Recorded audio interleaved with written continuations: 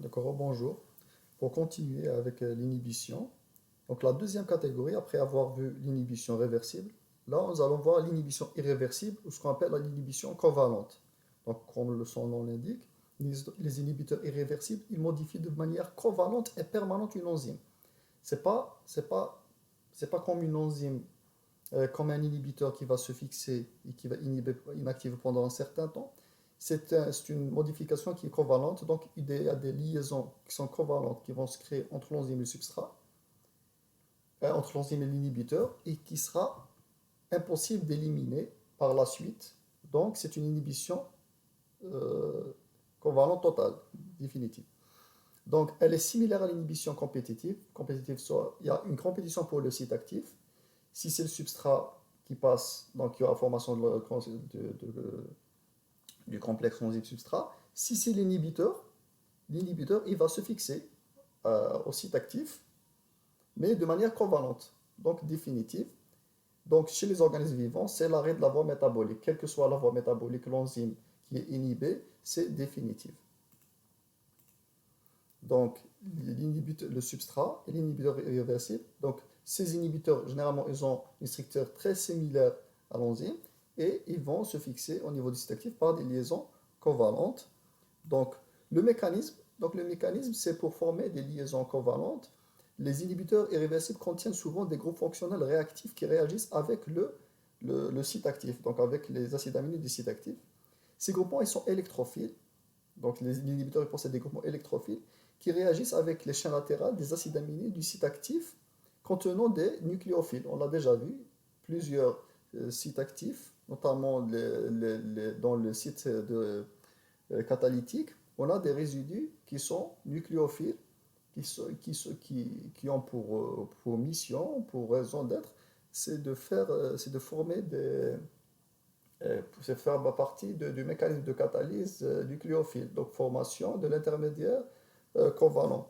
Mais là, le substrat, il va se fixer, donc il va y avoir une liaison entre les nucléophiles du site actif et les électrophiles de l'inhibiteur et la formation du complexe covalent. Donc on a des attaques nucléophiles. C'est comme ça que ça se passe. Il y a un cas particulier pour l'inhibition irréversible, donc covalente, on les appelle les inhibiteurs suicides. Ceux-là, c'est des inhibiteurs irréversibles qui sont pas très courants, pas très communs.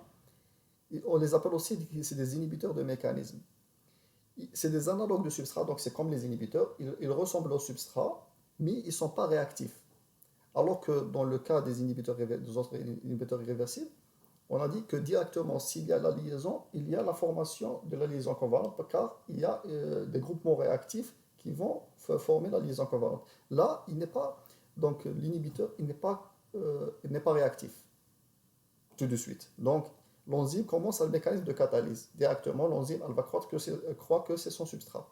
Mais à mesure que la catalyse, elle va progresser, on a parlé que après la formation du complexe enzyme-substrat, l'enzyme change, mais aussi le substrat.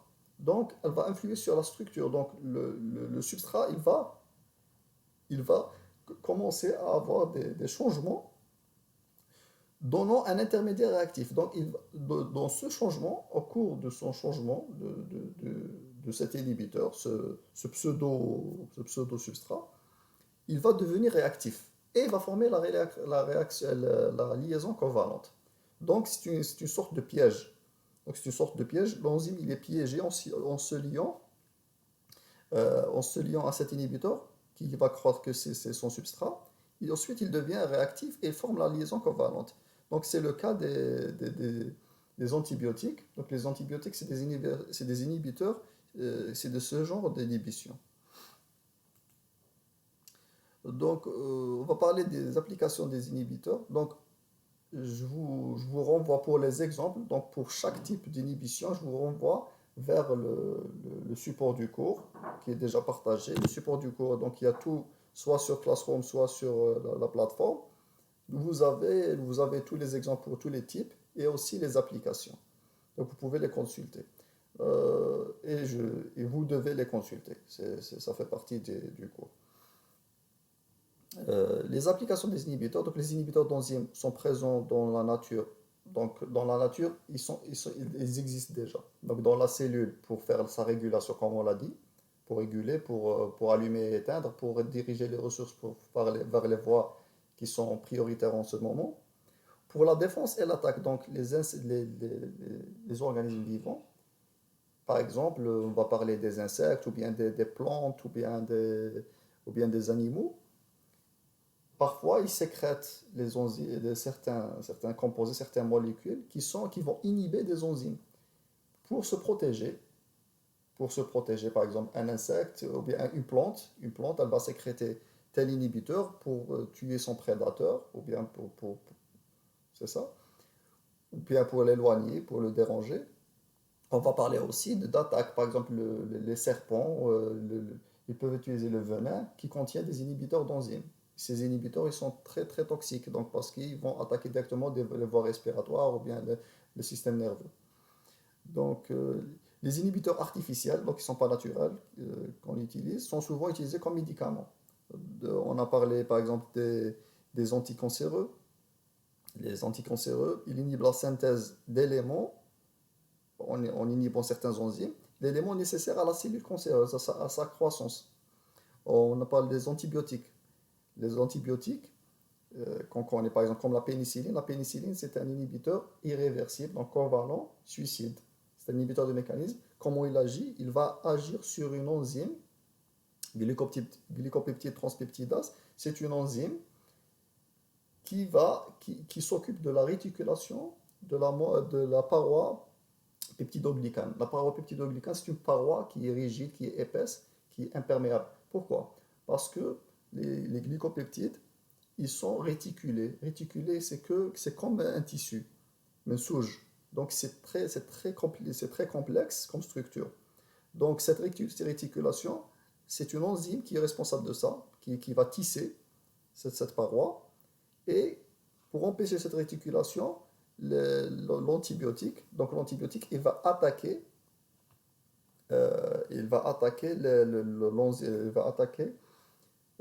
cette enzyme qui va pas pour pouvoir réticuler la paroi et donc elle va devenir perméable.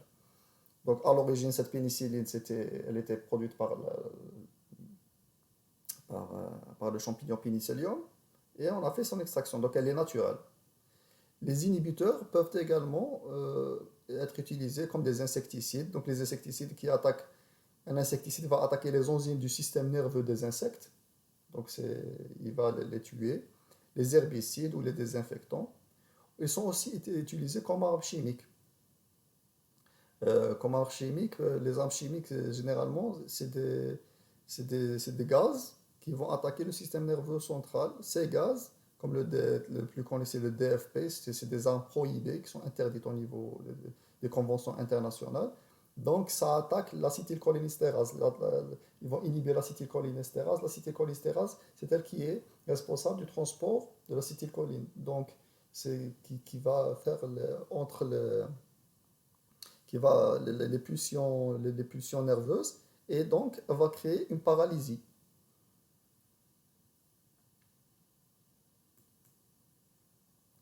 En ce qui concerne la conception des inhibiteurs, on parle des inhibiteurs artificiels. Les inhibiteurs, d'abord, leur nature elle est différente. Ils peuvent être des analogues de substrat, c'est des molécules qui ressemblent beaucoup au substrat.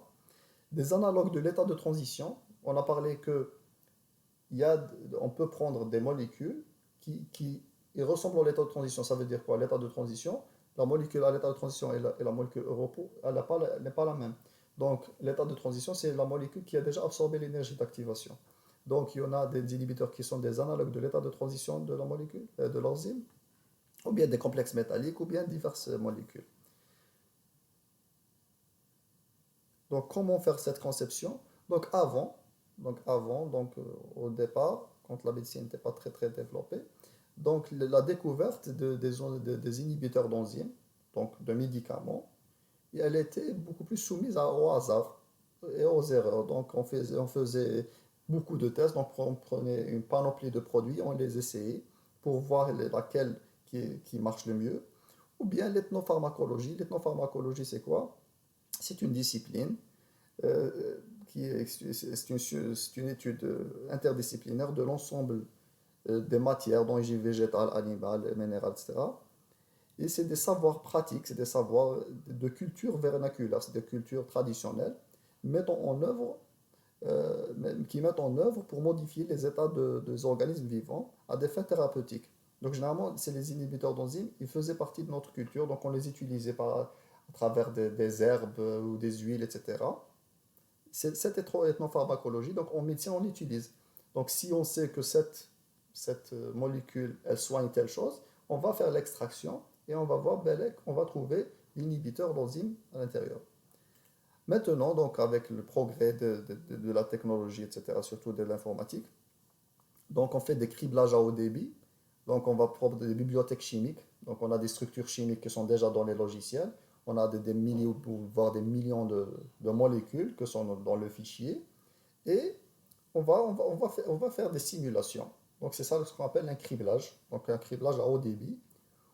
Donc c'est ce qu'on peut faire, ou bien la conception par synthèse chimique. Donc la synthèse chimique, on va, on va prendre la structure de l'enzyme, la structure tridimensionnelle, et on va faire, on va faire des synthèses. Donc théoriquement, donc on prend avec des logiciels et on fait des essais, ce qu'on appelle le docking. Le docking, c'est l'amarrage. On prend juste sur le logiciel, donc on prend l'enzyme, le site actif, on a les acides, tous les acides aminés, etc.